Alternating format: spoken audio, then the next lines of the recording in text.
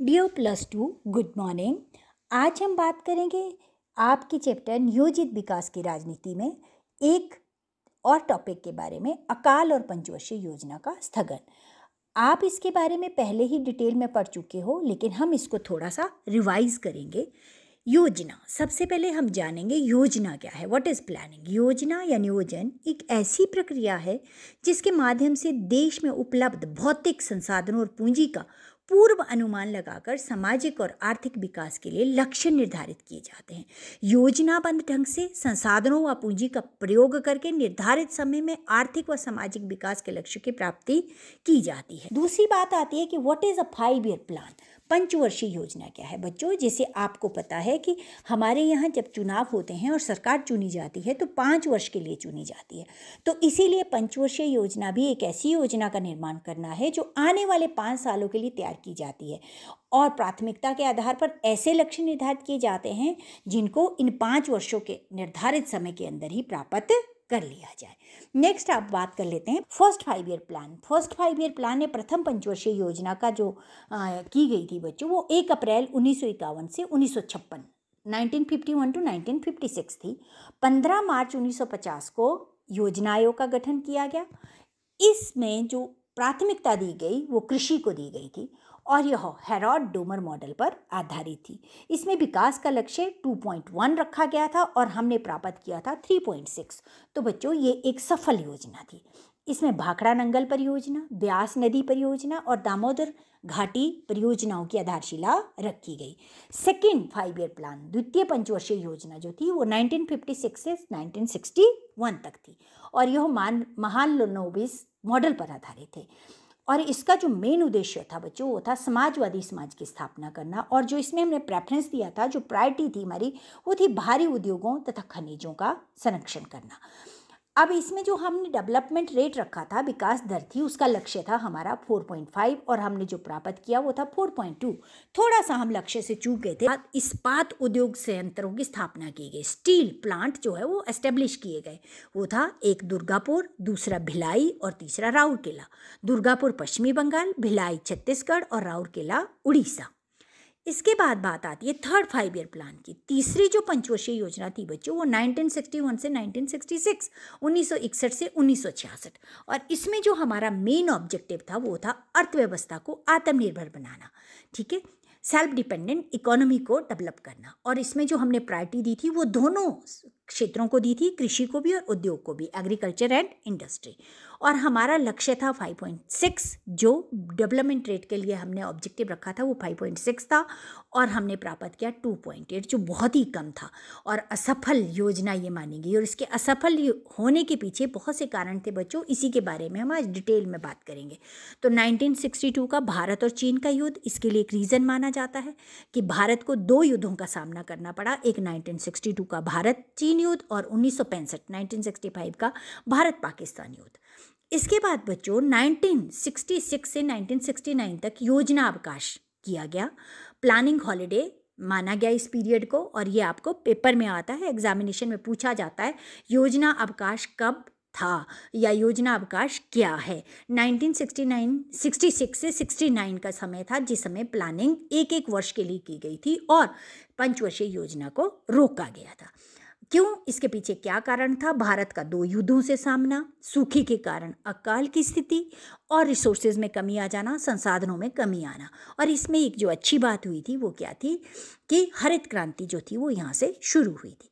Fourth 5 year plan जो था बच्चों वो क्या था? 1969 टू 1974। उद्देश्य था इसका, हमारा जो इसका ऑब्जेक्टिव था वो था स्थायित्व के साथ विकास और आर्थिक आत्मनिर्भरता। और विकास दर हमने जो रखी थी इसके लिए डेवलपमेंट रेट वो थी हमारी 5.7% और हमने प्राप्त की कुल 3.4। तो ये भी एक अनसक्सेसफुल प्लान था और इसमें असफलता का कारण माना गया मौसम की प्रतिकूलता और बांग्लादेश के शरणार्थी भारत में आ गए थे। That was again a problem. इस दौरान जो बड़ी बात हुई थी वो क्या थी कि 14 बैंकों को नेशनलाइज कर दिया गया था। 14 banks are nationalised by the government. 14 बैंकों का राष्ट्रीयकरण किया गया था और इसरो की स्थापना की गई। फिफ्थ 5 ईयर प्लान जो था बच्चों और 1974 से 1978, और ये प्लान जो था ये 4 ही वर्षों के लिए था। और ये जो 4 वर्षों के लिए था, इसके पीछे भी एक कारण है। इसका जो ऑब्जेक्टिव रखा गया था वो क्या था? गरीबी दूर करना और आत्मनिर्भरता की प्राप्ति करना, to remove the poverty and self reliance achieve करना। और इसमें जो प्रायोरिटी थी हमारी वो था इकोनॉमिक स्टेबिलिटी, मतलब आर्थिक स्थायित्व को लाना। इस योजना में पहली बार गरीबी और बेरोजगारी पर ध्यान दिया गया था, और ये योजना केवल 4 वर्षों तक ही चली। क्यों? इसका कारण क्या था? इंदिरा गांधी की सरकार थी। इंदिरा गांधी की सरकार का गिरना और जनता पार्टी की सरकार का बनना, जिसने इस योजना को 1978 में समाप्त कर दिया। इसमें विकास की दर रखी गई थी 4.4% और प्राप्त भी की थी हमने 4.5%। तो ये एक सफल योजना थी बच्चों। 6th 5 ईयर प्लान जो था वो 1980 से 1985, छठी पंचवर्षीय योजना 1980 से 1985। और इसमें जो हमारा ऑब्जेक्टिव था बच्चों वो था गरीबी उन्मूलन और रोजगार सृजन। और प्रायोरिटी क्या थी? गरीबी को हटाना और आर्थिक विकास करना। और इसमें ऑब्जेक्टिव जो हमारा डेवलपमेंट रेट था वो था 5.2%, और हमने अचीव किया 5.7, और ये भी एक सफल योजना थी। 7th 5 ईयर प्लान जो 7वीं पंचवर्षीय योजना थी वो जॉन डब्ल्यू मिलर मॉडल पर आधारित थी, और 1985 से 1990 तक इसको चलाया गया था। इसका जो मेन उद्देश्य था वो थे रोजगार के अवसर जुटाना, मतलब टू जनरेट द एम्प्लॉयमेंट, और न्याय पर आधारित प्रणाली की स्थापना करना। और हमारा जो लक्ष्य था डेवलपमेंट रेट का वो था 5%, और हमने प्राप्त किया 6.0%, और it is again a successful plan. इस समय एक नारा दिया गया था बच्चों जो था भोजन, काम और उत्पादन। ये बहुत ही प्रचलित हुआ था। इसके बाद बच्चों योजना अवकाश रहा 1990 से 1992। अब 8वीं पंचवर्षीय योजना जो थी वो थी 1992 से 1997, 1997। और इसमें जो प्रायोरिटी दी गई थी, जो इसमें प्राथमिकता थी बच्चों, वो थी मानव संसाधन विकास, ह्यूमन रिसोर्सेज को डेवलप करना। और इसी समय प्रधानमंत्री रोजगार योजना की शुरुआत हुई थी, तो ये भी आपने याद रखना है। और इस समय जो हमने डेवलपमेंट रेट रखी थी वो थी हमारी, उसका लक्ष्य था 5.6%, और हमने प्राप्त किया 6.8%, तो it is again a successful plan. 9th 5 year plan जो थी 9वीं पंचवर्षीय योजना, ये थी 1997 to 2002, 1997 से 2002। और इसमें जो हमारी प्रायोरिटी थी वो थी न्यायपूर्ण वितरण तथा समानता के साथ विकास। और लक्ष्य जो हमारा था वो था 6.5%, और हमने जो प्राप्त किया वो था 5.5%। तो ये एक असफल योजना थी, और इसका कारण बताया गया इंटरनेशनल रिसेशन, अंतर्राष्ट्रीय मंदी। 10वीं पंचवर्षीय योजना या 10th 5 ईयर प्लान थी 2002 से 2007, 2002 to 2007। और इसका उद्देश्य था बच्चों गरीबी और बेरोजगारी को दूर करना, और अगले 10 वर्षों में पर कैपिटा इनकम को डबल करना, प्रति व्यक्ति आय को 2 गुना कर देना। और विकास की दर जो हमने रखी थी वो थी 8%, और हमने प्राप्त की 7.7%। It is again a not successful plan. 11th 5 year plan जो था बच्चों वो था 11वीं पंचवर्षीय योजना 2007 से 2012, और इसका हमारा जो उद्देश्य था वो तीव्रतम एवं समावेशी विकास था। और लक्ष्य हमने रखा था 9%, और हमने प्राप्त किया 7.9%। It is again a not successful plan. 12th 5 year plan 12वीं पंचवर्षीय योजना 2012 से 2017, और बच्चों इसको भारत की अंतिम पंचवर्षीय योजना माना जाता है। 2014 में भारतीय जनता पार्टी की सरकार बनी, और योजना आयोग को ख़त्म कर दिया गया, उसको समाप्त कर दिया गया। उसकी जगह नीति आयोग की स्थापना की गई, जो कि 1 जनवरी 2015 को की गई, और इसने योजना आयोग का स्थान लिया।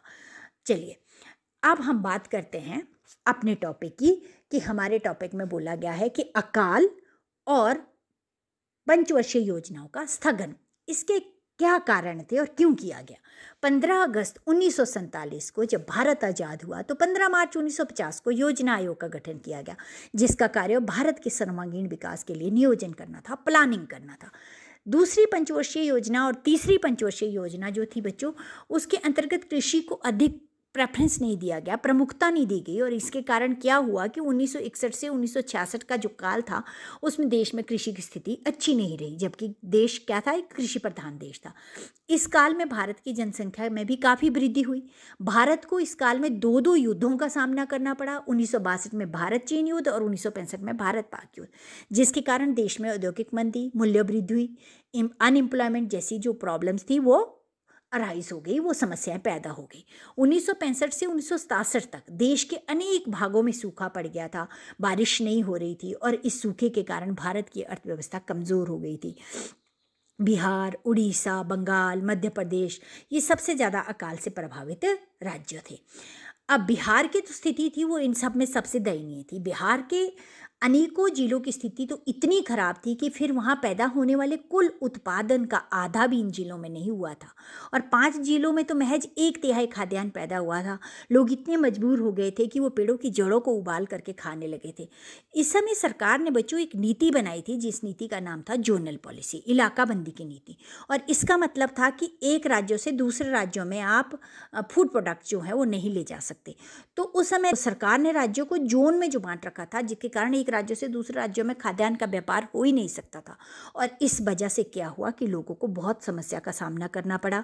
इससे मूल्य वृद्धि हो गई, प्राइस जो थे वो चीज़ों के बढ़ गए, और इस नीति के कारण बिहार में खाद्यान्न की कीमतें जो थी वो अन्य राज्यों की तुलना में कई गुना बढ़ गई। और एक अनुमान के अनुसार बिहार के अनेक भागों में उस समय प्रति व्यक्ति प्रतिदिन का आहार, ऐसे तो 2400 कैलोरी होता है, लेकिन आपकी बुक में 2200 कैलोरी दिया गया, लेकिन ये घटाकर कितना घटकर 1200 कैलोरी रह गया था। एक आदमी को 2400 की जगह 1200 मिल रहा था, मतलब आधी वो कुपोषण के शिकार हो रहे थे। और 1967 में बिहार में जो मृत्यु दर थी बच्चों, वो पिछले साल से, मतलब उससे जो पिछला साल था 66 से बढ़ कर के 34% हो गई थी। 1966 में कम थी और 1967 में बढ़कर 34% हो गई थी। अब क्या है बच्चों, इंडिया जो है, India had always been vulnerable to famines. Bharat अक्सर अकाल की चपेट में रहा है। क्यों? क्योंकि हमारे यहाँ सिंचाई की व्यवस्था उस समय भरपूर नहीं थी। तो भारत अधिक जनसंख्या तथा अनिश्चित उपज, जो कि मानसून वर्षा पर निर्भर होती है, उसके होने के कारण अक्सर अकाल की चपेट में रहता था। भारत जैसा देश जो कि फसलों के लिए मानसून पर निर्भर करता है, यदि एक वर्ष भी मानसून ना हो तो यह खाद्यान्न उत्पादन और खाद्यान्न भंडारण को प्रभावित करता है। और प्रथम पंचवर्षीय योजना को इसीलिए कृषि के लिए समर्पित किया गया था। अब बच्चों, भारत एक कृषि प्रधान देश है। India is a predominantly an agriculture country. Bharat जब एक कृषि प्रधान देश है, और भारत के लिए कृषि से जुड़े रहना ही उसके इंटरेस्ट में है, हितकर है।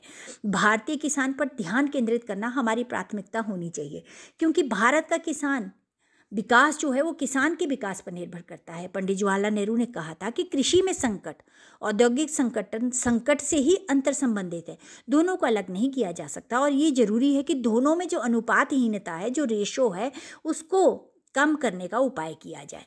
इसके बाद क्या हुआ बच्चों कि 1965 और 67 जो था, उसमें कुछ अलार्मिंग इंसिडेंट्स हुए थे, कुछ चिंताजनक घटनाएं हुई थी भारत के अंदर।